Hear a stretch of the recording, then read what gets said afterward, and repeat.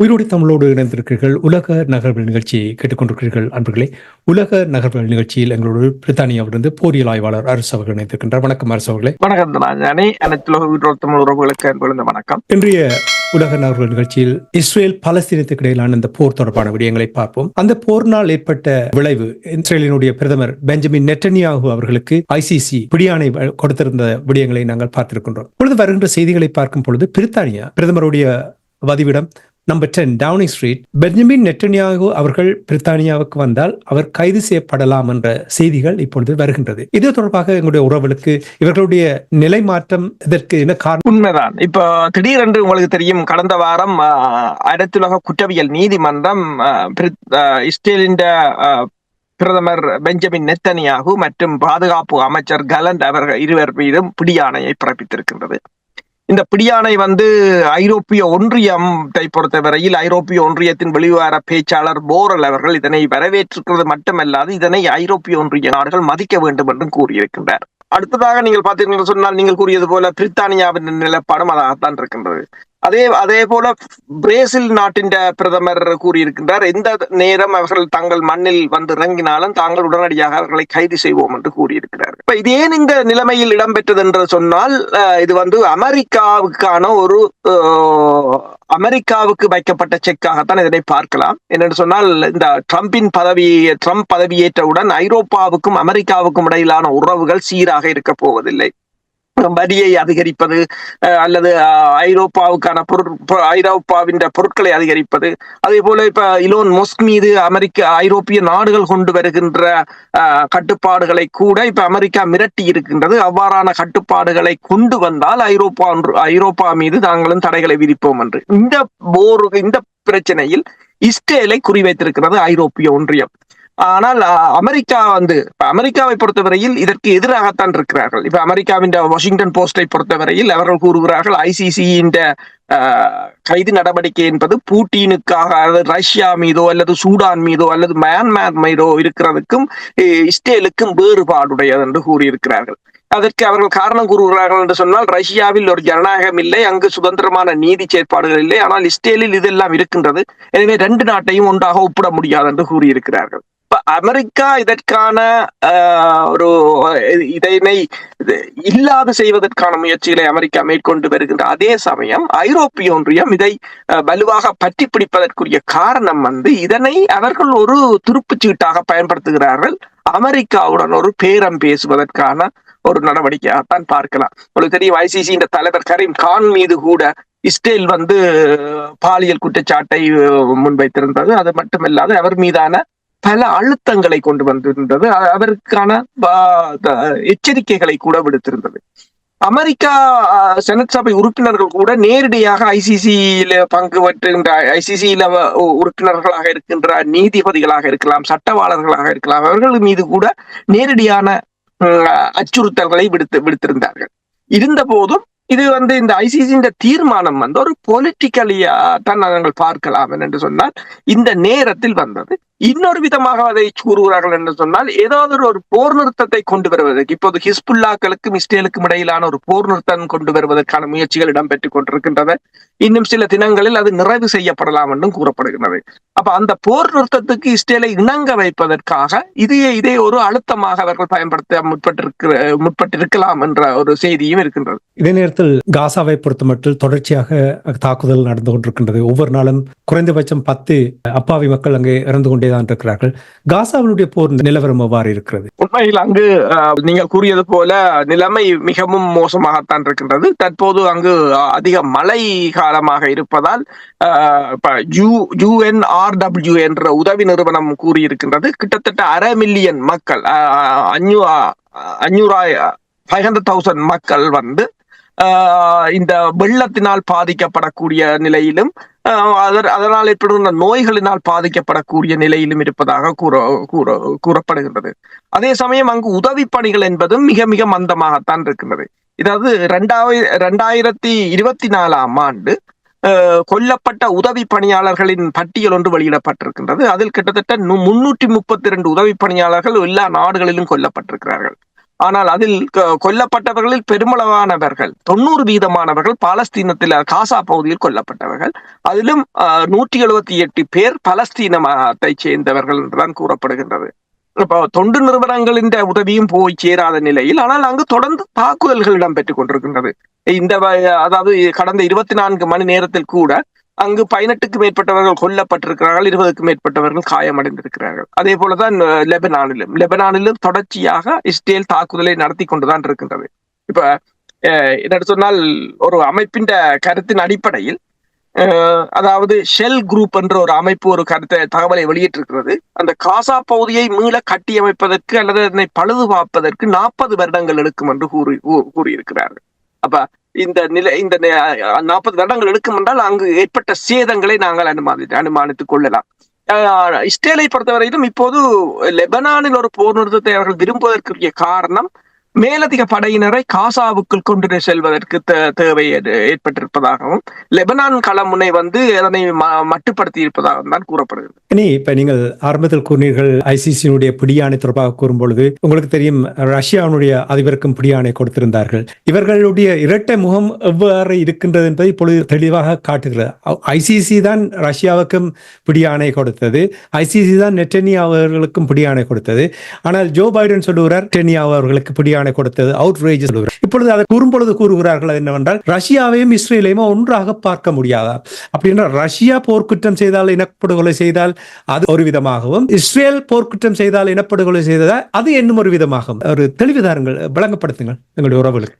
அதை வெள்ளை மாளிகையின் பேச்சாளர் மேத்யூ மில்லர் கூறியிருக்கிறார் என்னென்றால், நாங்கள் ரஷ்யாவையும் இஸ்ரேலையும் ஒன்றாக பார்க்க முடியாது. ரஷ்யாவில் சுயாதீன நீதித்துறை இல்லை, ரஷ்யாவில் ஜனநாயகம் இல்லை, ரஷ்யாவில் கருத்து சுதந்திரம் இல்லை. ஆனால் இஸ்ரேலில் இவை எல்லாம் இருக்கின்றன. இஸ்ரேலில் ஜனநாயகம் இருக்கின்றது, இஸ்ரேலில் சுயாதீனமான நீதித்துறை இருக்கின்றது. அந்த நீதித்துறை இஸ்ரேலிய படையினரை விசாரித்து வருகிறதா?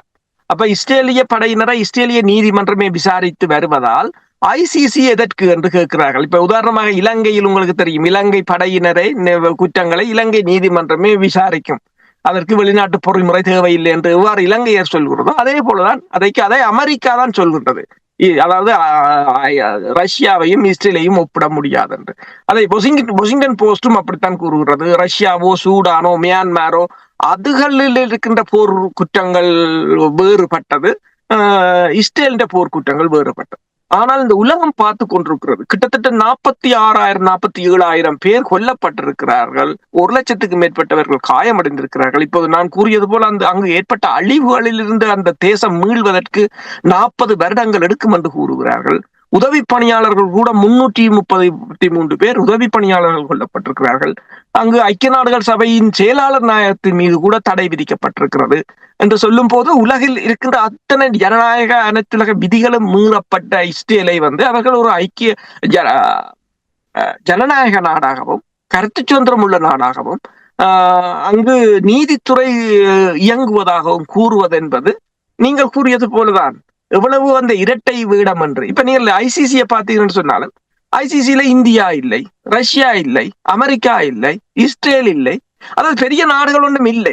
இந்த பஞ்சப்பட்ட பரிதாபத்துக்குரிய சிறிய நாடுகளை தண்டிப்பதற்காக உருவாக்கி வச்சுக்கொண்டு அவங்களே ஏதோ ஒரு வழியில் ஆசை வார்த்தை கூறி அதற்கு சேர்த்து விட்டார்கள். இப்ப சேர்த்தவங்கள் வெளியில வர முடியாது. இப்ப இலங்கை இந்தியாவின் ஆலோசனையின்படிதான் சில விடயங்களை நகர்த்துவது. இலங்கையை அதில் இணைய விடாது இந்தியா தடுத்து விட்டது, அதில் இணைய விடாது. அது இலங்கைக்கு இப்போது அது மிகப்பெரிய ஒரு நன்மையாக இருக்கின்றது என்னென்றால், இந்த போர்க்குற்றங்களிலிருந்து தப்பி பிழைக்கலாம் என்பதற்காக. அப்ப இதில் இணைந்த இந்த வறிய ஆப்பிரிக்கா, அரபு, ஆசிய நாடுகளை தண்டிக்கிறார்களே தவிர இது அவர்களுக்கு அவ்வாறு இல்லை. இதனைத்தான் உங்களுக்கு தெரியும், இப்ப ட்ரம்ப் மீதான அத்தனை வழக்குகளும் கைவிடப்பட்டிருக்கிறது. நீதித்துறை, அமெரிக்காவின் நீதித்துறை அறிவித்திருக்கிறது ட்ரம்ப் மீதான அத்தனை வழக்குகளையும் இப்போது கைவிட்டாச்சு. இதற்கு ரஷ்யா பதிலளித்திருக்கிறது. ரஷ்யாவின் வெளிவார பேச்சாளர் கூறியிருக்கிறார், அமெரிக்காவின் ஜனநாயகம் என்பது அவர்களின் தேர்தலுக்கு முதல் ஒரு நீதி, தேர்தலுக்கு பின்னர் இன்னொரு நீதி. இதுதான் அவர்களின் ஜனநாயகம். அப்ப அதாவது தேர்தலுக்கு முன்னர் ட்ரம்ப் குற்றம் செய்தவர், தேர்தல் முடிந்தவர் அவர் குற்றம் செய்யவில்லை என்று. இது இது இது இந்த உலகத்தில் தான் நாங்கள் வாழ்ந்து கொண்டிருக்கிறோம். இது விளம்பரம் போல இருக்கு. தேர்தலுக்கு முன், தேர்தலுக்கு பின் என்ற விளம்பரம் போல தான் நீங்கள் கூறுவதை பார்க்க முடியாது.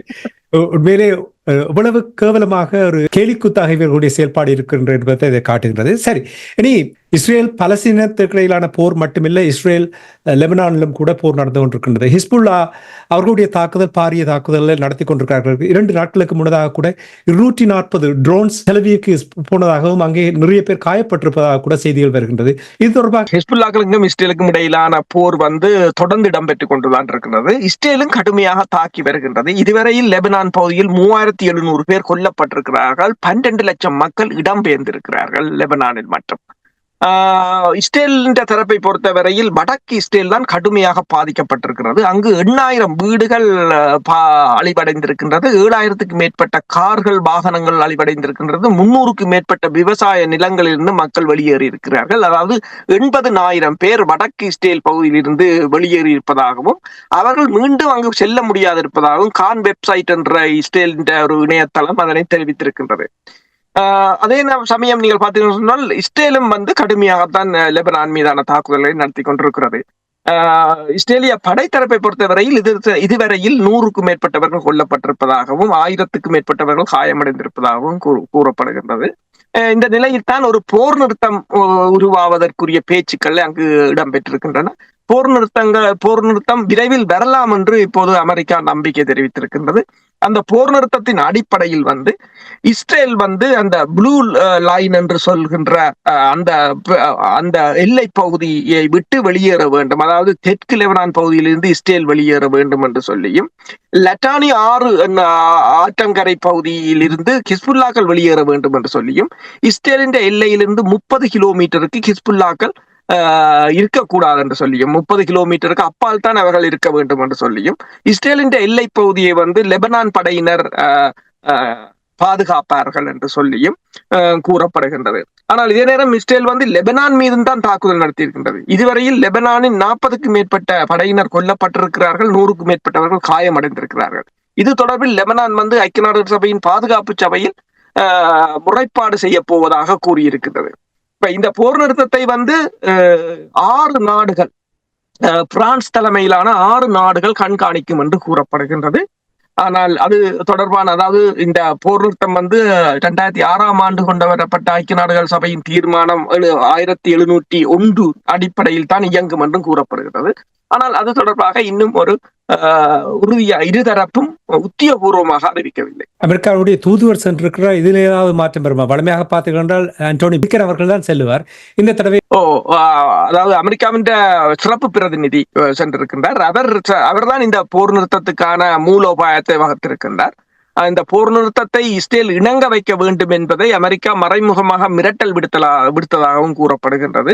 இஸ்ரேலை ஏதோ ஒரு வகையில் இந்த போர் நிறுத்தத்துக்கு உடன்பட வைப்பதற்கு என்று சொன்னால், அவர்களுக்கு இப்போது வெவ்வேறு களமுனைகள், நான் நினைக்கிறேன் உக்ரைன் ரஷ்ய களமுனையிலோ அல்லது தாய்வான் தொடர்பாக சீனாவிலேயோ கவனம் செலுத்துவதற்கு இந்த பாலஸ்தீன இஸ்ரேல் போர் அவர்களுக்கு ஒரு தடையாக இருப்பதாகத்தான் தெரிகின்றது.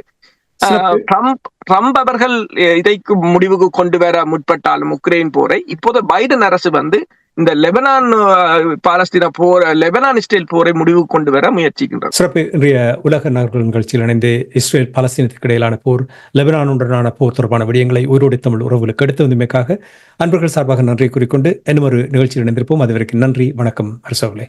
நன்றி, வணக்கம்.